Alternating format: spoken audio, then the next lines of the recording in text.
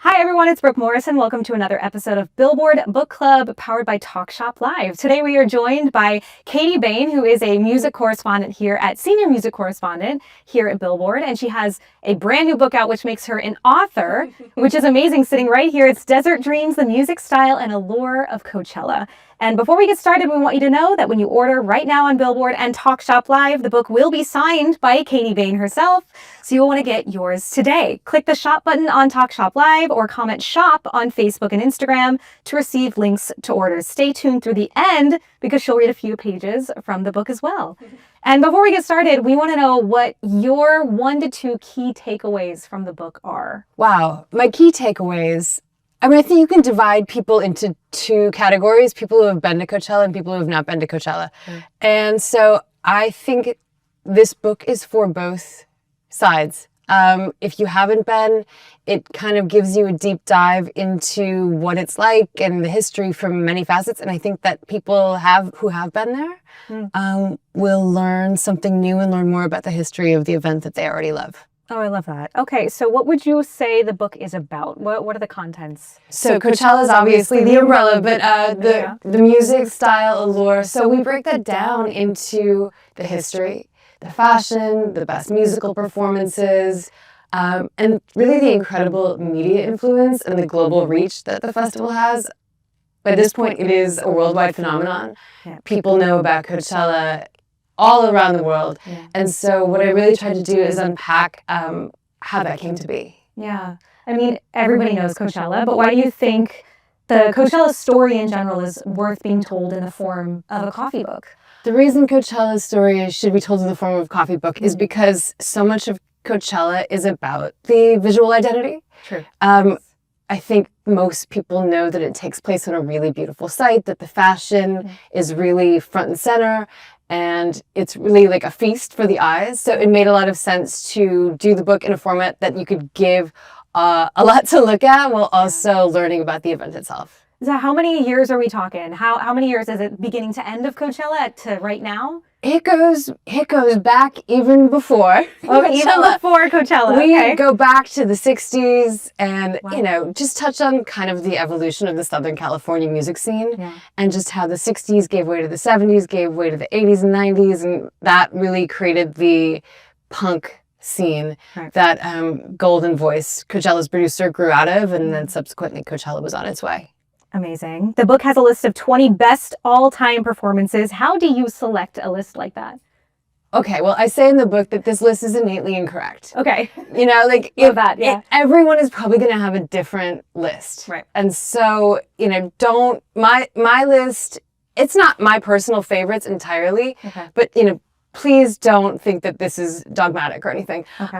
But what I did look at was the performances that seem to have the most impact, just in terms of being benchmarks of where the festival itself was at, in terms of its size, its influence, what it was booking. I think that, we can talk about this too, but, when they started really booking these big superstar pop acts as headliners. So some of those are in there because it just really demonstrates like the festival itself and its own evolution. Right, very true. I mean, which performances do you personally think defined Coachella? There are many, of course. There are many. The ones that come to mind, Beychella, Beyonce's headlining show in 2018 was just, you really had to be there. Right.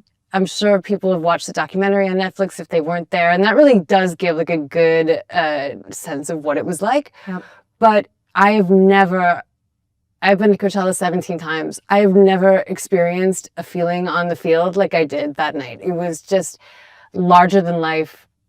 It was one of the only shows, I think this is really hard to do there, but it was one of the few shows I remember where she had everybody with her from the front row all the way to the back. Yeah. Everyone felt united, and it was such a party, really. Okay. So that was a big one. I think Daft Punk is a famous one. Their performance in 2006 in the Sahara tent was just a game changer. Yeah. And I think indoctrinated a lot of people, for lack of a better word, into electronic music. Nice. And really was kind of a turning point for the US electronic scene at large. So that performance was really important. I could go on and on, but those are the two two of the most famous ones. Yeah, I mean, you've already explained a little bit who this book is for, which is people who've gone already, people who haven't gone. Which is everybody. If you add those two together, you realize that this book is actually for everyone on earth. You know, do you think it would convince people who haven't gone to want to go?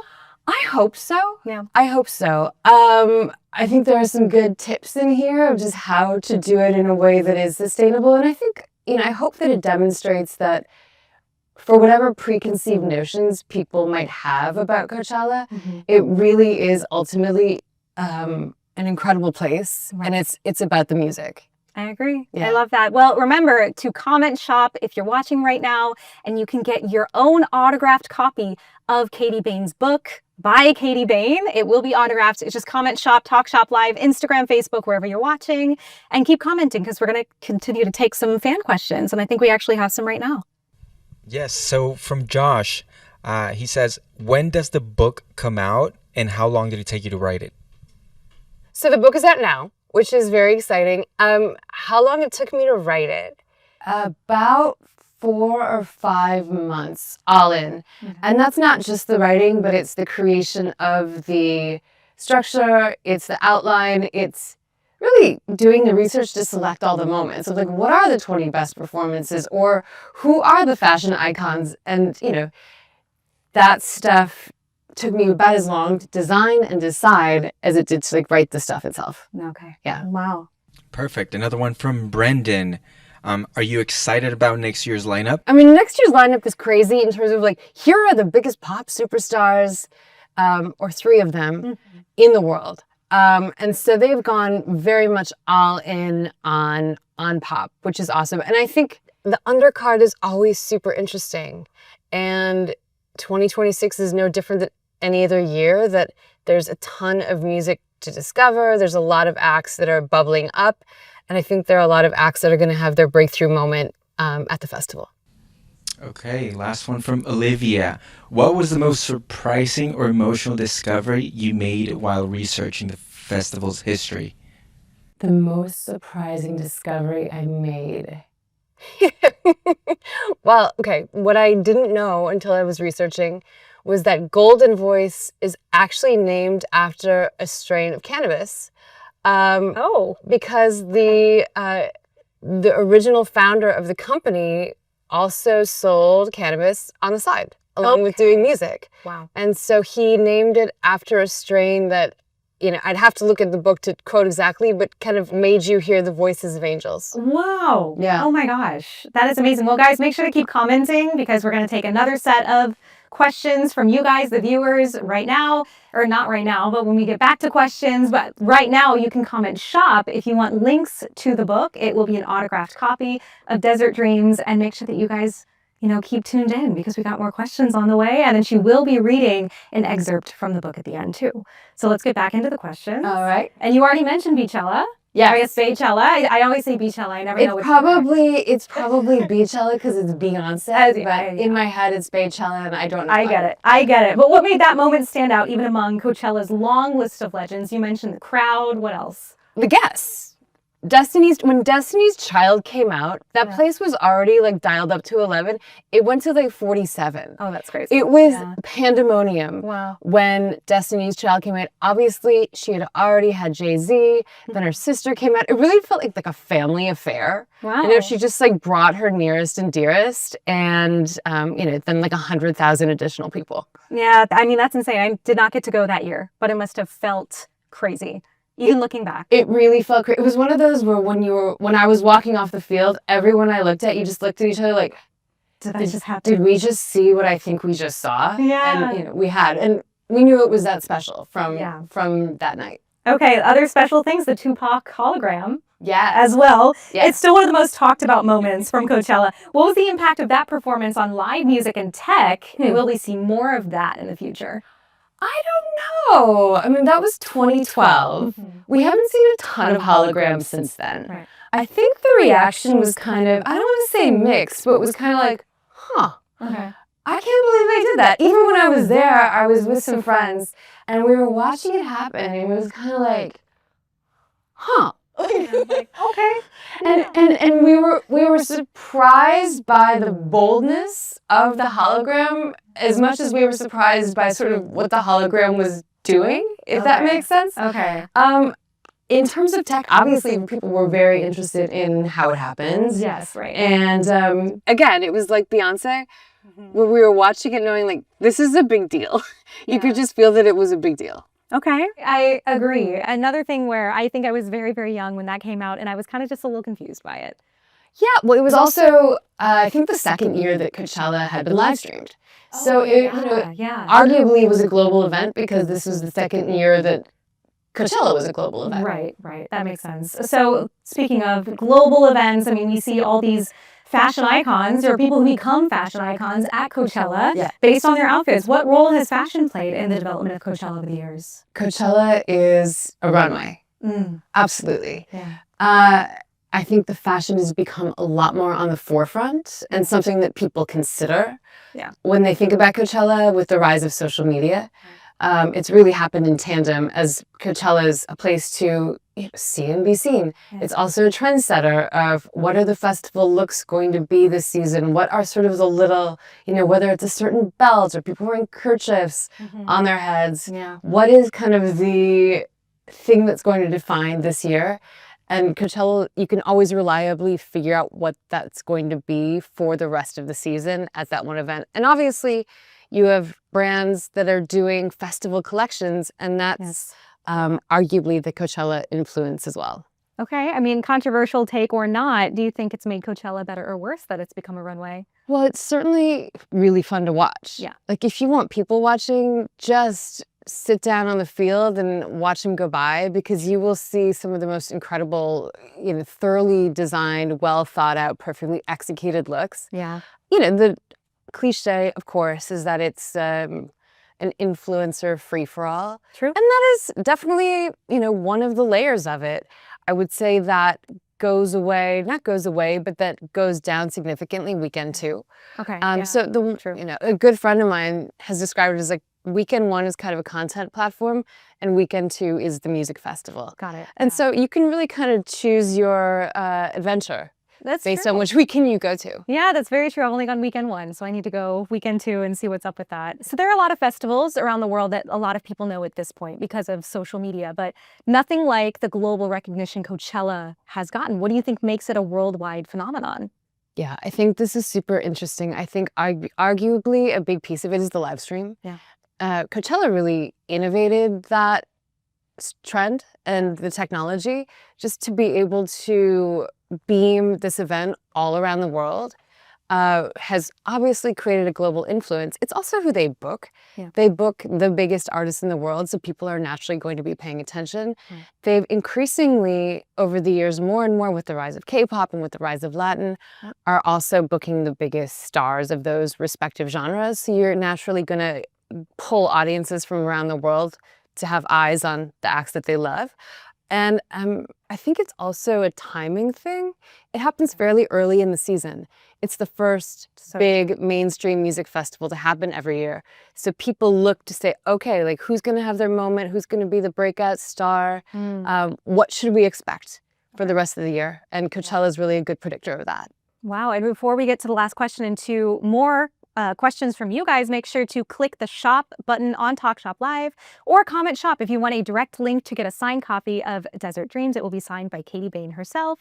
And then last, before we get to some of these questions, what has made your Coachella experiences unique? My Coachella experiences have been unique because I've always been working. Okay. Very unique. I work. Lots of people. Well, weekend 2, I don't usually work, and that's why I go and kind of have the reward of weekend 2 for working weekend 1. Right. But I've always gone there, almost always as a journalist, and so it's not just going to the festival during the day, but then it's going back to any given house and writing until 2, 3, 4 o'clock in the morning, and trying to be coherent at that hour and give an accurate and hopefully stylish and entertaining perspective on what happened every day. Definitely a very, very unique experience and probably a fun one, honestly. It's super fun. I mean, the people that I've been in the trenches with, so to speak, are some of my best friends. So it's very bonding. Amazing. So let's go to some viewer questions. Okay. Okay, from Morgan, if you could time travel to one Coachella year just for a day, which would you choose and why? If I could time travel to one Coachella day, I would go April 29th, 2006. Oh, wow. It is when Daft Punk did their famous pyramid show in the Sahara tent. Wow. And as someone who covers dance music, I feel like I have a knowledge gap in not having been there. And, there's nothing I could have done about it. I was not living in California. I didn't even know about Coachella when it happened. Really? Wow. But it's something that many people reference as the most important moment of their lives. Yeah. And so what I would have, on a personal level, would have loved to have that experience. And then on a professional level, I would just love to know what people are talking about when they talk about it to kind of make my own work better. That's such a good answer. That's a great question too. Wow. From Laura, who would be your dream lineup? Okay, I really thought about this. I was like, you knew that was coming. I've been thinking about this. So bear with me. Phil Collins. I actually agree. Okay, yes. Can you imagine the drum on The Air Tonight? Yeah. When he drops, people would lose their minds. Yeah, that'd still be good today. Yeah. And I've been thinking about that and believing that is true for a long time. Right. I don't know that Phil is touring. I don't know that he could do it, but Mr. Collins, if you're listening, Mr. Collins. People will go crazy. Obviously, Coachella is big on reunions. Okay, yeah. And so a reunion that I would love to see is one of my favorite bands, the White Stripes. Okay, wow. Yeah.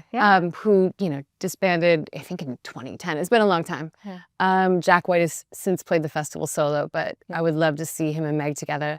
And then I think the white whale of Coachella headliner reunions is the Talking Heads. Okay. And I believe that Coachella has tried to make that happen over the years and just the Talking Heads aren't into it. And so to me, that would be something like paradise, really, to see that band together. That's a good one. Phil Collins, you have my heart with that one. So solid lineup right there. Yeah. One more? Yeah, we have another one from Jesse. What effect has the live stream had on the festival? Jesse, good question. I think the live stream has changed the festival.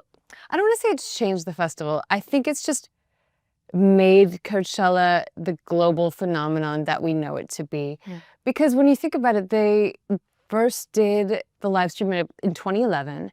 The following year, they expanded to 2 weekends. Oh, okay. It's wow. I can't, there's no straight line. What is it? Correlation is not causation. But you can kind of infer that the interest skyrocketed and they were then almost immediately able to do it twice because of it. And so I think people around the world know what Coachella is because of the live stream. I think the live stream makes it accessible for sure to people who don't like to be in crowds or live far away or can't afford it. So there's a nice egalitarian nature to it. Yep. And it's also really comfortable to sit on your couch and order takeout and watch Coachella. And it's one of the best live streams for a festival out there. The quality is amazing. It's almost more fun sometimes sitting. Totally. Well, you get a lot of stuff that you don't get on the field because they go to the home cities of so many artists and do their backstory and talk to their families and do these great videos that really tee up who these artists are for people watching at home. Yeah. And then there's moments of, sorry, before we, get back into the interview, but there's moments of this weird kind of ASMR too, that Coachella, the live stream offers, where it's just the crowd in the background and a far-off performance. It's really cool. Yeah, you get a vibe. Yeah, just like Desert Dreams. Perhaps you get a vibe from Desert Dreams as well. The vibes are here. And if you comment shop or if you buy right now, you actually get an autographed copy of the book from Katie Bain herself. We'll do one more fan question. Okay, one more? One more. Got it. From Olivia, what can I expect from the book if I've always wanted to go to Coachella but I've never been? Ooh. Okay. If you've always wanted to go to Coachella and you've never been and you're going to read the book, I think you get a good lay of the land in terms of this is what the site is like and this is how you get in and these are some things that you should be sure to see or you will surely see just, innately by being there. But it's almost like a verbal map of the event. And I think you just get a good sense of the overall landscape in terms of where are people camping and where are the stages. And I don't want to say that it's a guide, but in a way it is, because it shows you around. Yeah, true. I've looked into it. It looks guidey to me. Yeah, it's Very guidey, beautiful. and it's a visual guide too, Yeah. like we said, because there are so many photos. Yeah, I love it. But before we get back into the questions, make sure click the shop button or on Talk Shop Live, or comment shop on Facebook and Instagram if you're watching there, to receive links to order Katie Bain's new book, Desert Dreams, The Music, Style, and Allure of Coachella, with her autograph as well. And what's been your favorite Coachella lineup to date? Is it the Daft Punk one? I can't say that it is because I wasn't there. Okay, yeah. So I'm gonna have Right. to choose. Yeah, I mean, What have you been to?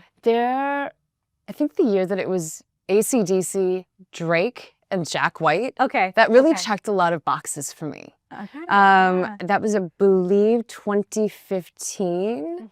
And that was just, for me, like a classic Coachella lineup where they gave you some rock, they gave you hip hop, they gave you a reunion or like a classic act. And it was just kind of like all the things that I love Coachella for in one set of headliners. True. I mean, you mentioned headline-making moments from Mhm. all the years, especially, but Tupac Hologram we've talked about already.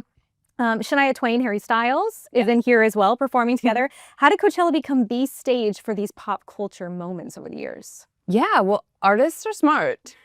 And they know that the world is watching. Yeah. And they know that if they can make it splashy at Coachella, that a lot of people are going to hear about it. Yeah. So, I mean, like Harry and Shania Twain are a perfect example. When he brought her out during his headlining show, I mean, I think I saw that on the Today Show. And it's like, that got a lot of pickup. Yeah. You know, she talked about it on Apple Music with Zane Lowe. It really like reverberated through the culture. And she said in that interview with Zane Lowe that she was actually only available to come weekend 2. Oh, okay. And Harry was like, I really think you should come weekend 1. Yeah. And kind of, got her out there. Okay. And obviously it was worth it because like everyone heard that, everyone saw that, everyone kind of like remembers what they were wearing and all the sparkles and the moment and how they were gazing into each other's eyes. And it's just, all that's to say, case in point, how far one of these moments can travel. Yes. And how hard artists work to make those moments happen because they can be so profile raising. Right. And honestly, I think personally, one of the moments that I saw happen, I wasn't at this performance, but the Sabrina Carpenter espresso moment that then I think shot her into the stardom that we see now. For sure. I was there. I was there for that. Yeah. And it was, I knew who Sabrina Carpenter was, but that moment, it was like a rocket ship, honestly. And now 3 or 4 years later, she's headlining. The same could be said of Chappell Roan, who played a pretty early in the day set. Yeah. And then by the end of the year, was one of the biggest pop stars in the world. I feel like we already know the answer to this one, but what would be the biggest differences between earlier Coachella lineups versus the ones you see now? I think the biggest difference between Coachella lineups now and then is the pop music versus the more alternative and rock. Yeah. In the early years, I mean, like we were talking about, Golden Voice came from the punk scene. Right. And so it was much more like indie underground, the Chemical Brothers and Tool and Rage Against the Machine. And not saying that those bands don't get booked, they do. But you didn't see the, I'm trying to think of like the biggest pop stars of that moment, the Britney Spearses of the world or the Backstreet Boys get booked at Coachella. Right. And it would have been like a big anomaly if they had. And now if they booked Backstreet Boys at Coachella, people would lose their minds. Yeah, I think a lot of people are waiting for that. Honestly, I'm waiting. I know a lot. I've actually heard somebody in the past 2 weeks say that they're waiting for that. Okay. Yeah, well, if you speak I know. we got to make it happen. Yeah. But last question, if you could fix or add anything to Coachella, what would it be? If I could fix or add a method of teletransportation. Oh, perfect. From, the stage where I'm standing when the last note ends to the house that I need to be in. Yes. To write the story with like a piece of pizza and the Gatorade in my hand, ready to go. It's just getting from one place to another before and after the event requires some patience. It does. I mean, the golf carts aren't helping you at all. No, I've never had the luxury. Really? Yeah. Oh, yeah. I feel that. I'm very jealous of the people that have access to golf carts at Coachella. Yeah. I feel like they have the just access to everything and everybody, and it's amazing. But there's nothing like walking across the field. I feel you. Yeah. Very true. Get your steps in. 30, 40, 50,000 steps a day. I walked 30 miles over my the 2 God. weekends. 30 miles. I walked 30 miles. That's amazing. So you you earned will- the pizza. You will get your steps. Yeah, definitely. Yeah. Well, I mean, before we go, we'd love to hear you read a segment of the book if you could. Okay. Maybe so two, maybe one. I've whatever got you a feel. few. I've got a few picked out. I think let's start with the Tupac hologram as we mentioned it. Yes, love that. And this is it also talks about that performance itself, which was Dr. Dre and Snoop Dogg's headlining show. It was Sunday night, 2012. And okay, here we go. On April 15th, 2012, Dr. Dre and Snoop Dogg delivered their first, and to date only, Coachella headlining performance. On a chilly night in the desert with tens of thousands of people packed in front of the main stage, the feel in the air on this last night of the festival was electric with anticipation. Hip-hop had exploded into the festival's biggest stage 2 years prior, with Jay-Z headlining in 2010 and Kanye West in 2011. But with the 2012 booking, Coachella snagged two key architects of the region's native West Coast hip-hop for a performance that at once felt like the center of the universe and an exercise in hometown pride. Dr. Dre and Snoop Dogg, the former in a muscle-hugging black t-shirt, and the latter looking characteristically smoked out in sunglasses and Rasta-colored accessories, came hot out the gates with 1999 G-Funk classic The Next Episode. The track's unmistakable thundercloud of an intro created crowd-wide hype within the show's first 90 seconds.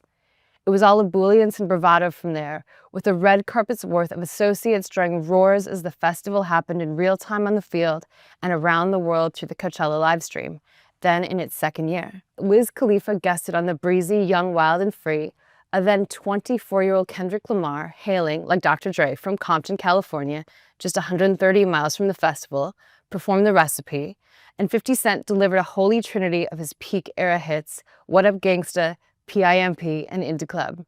But the most remarkable guest was the one who had died 15 years prior. Roughly 47 minutes into the show, the stage lights went dark, and a hologram of fellow West Coast mastermind Tupac Shakur materialized from the stage floor, raising his arms in a gesture one couldn't help but associate with resurrection. The apparition, shirtless, tatted, and ripped, proclaimed, "Yeah, you know what the fuck this is." But in fact, it wasn't entirely clear what the fuck it was. The initial feeling in the crowd was confusion, and then understanding, a sort of jaw-dropped awe, not only at the bravado in bringing Tupac back to life, but that they made it pretty convincing. You could feel that something historic was happening. The Tupac hologram, the creators of which said they made it lifelike by focusing on details as minute as how he raised his eyebrows, launched into his own posthumously released 1997 classic, Hail Mary. The scene became even more surreal when the Pac facsimile and very much alive Snoop performed their 1996 collab, Two of America's Most Wanted, trading verses and momentarily dancing in unison as the then cutting-edge technology seemed to bend the rules of time and space. Tupac then flashed a peace sign, bowed his head, and dissolved into light. Eminem was out next for a run of hits delivered in his rapid-fire flow, and the show ended with a raucous, guitar-laced, still DRE. But despite the mastery and power on display during the entire performance, it was Tupac who made headlines, with the live stream delivering the moment to 200 countries and the hologram getting covered across international outlets. Quote, a hologram Tupac Twitter account gained more than 20,000 followers in 24 hours, reported Paris's Le Monde. It was also spoofed in a 2014 South Park episode. Nice. Amazing. Yeah. Love it. A really, really great introduction to the book, I feel like. I just thought how great this would be for a Christmas gift, by the way. So amazing. I think that's an amazing idea. Yeah, I was like, this would be so good. Any music lover in your family is going to pick up some knowledge. Exactly. And you have another one? You'd Oh, like to yeah, read? let's do it. Yeah. Okay, I think that this one is actually funny. So Okay. this is from the top headline moments. Okay. Okay. This is from 2008. The headline is, Roger Waters loses his inflatable pig. Oh. It sounds like satire, but the following events actually occurred at Coachella 2008. On the final night of the festival, Pink Floyd's Roger Waters, there performing the entirety of Dark Side of the Moon, raised up one of the inflatable pigs that were standard props in his live shows. The British rocker used them as a commentary on capitalism. But fewer outlets reported on the show itself than they did on the pig. The size of a school bus when inflated, it accidentally came loose from its tethers and floated away. although a few media reports implied Rogers may have released the swine on purpose. Afterward, Coachella was keen to get it back. Quote, organizers of a major California music festival are offering a $10,000 reward and 4 festival tickets for life in exchange for ex-Pink Floyd frontman Roger Waters' 2-story inflatable pig, which was lost on Sunday night. Billboard reported of the mishap. By Wednesday, outlets across the Inland Empire were reporting that the pig had been located roughly 9 miles away in the nearby town of La Quinta, California, where a local resident found the pig deflated in her driveway. Quote, that's definitely our pig, the Desert Sun quoted the Coachella staffer tasked with picking up the remains. As the shredded plastic pig was found splayed across 2 properties, the reward money was split between the 2 couples living in these homes, and they reportedly donated it all to a local charity providing music lessons for children. Wow. Wow. That is amazing. See, things we would have never known if not for stories like this. I'd like to think that people will find that hilarious. I would like to think so too. It is hilarious. And Yeah. somebody who's like worked in Riverside and around that Inland Empire area, that is hilarious. Imagine finding a, giant inflatable Yeah. pig on your Right. lawn. From Coachella. Just, it's Yeah. fine. Yeah. Vibes, Well, thank you guys so much for joining us here on Talk Shop Live. Remember to comment shop if you're watching on Instagram or Facebook, or click the shop button on Talk Shop Live to get your own copy because it will be autographed by Katie Bain herself. Thank you guys so much. Thank you.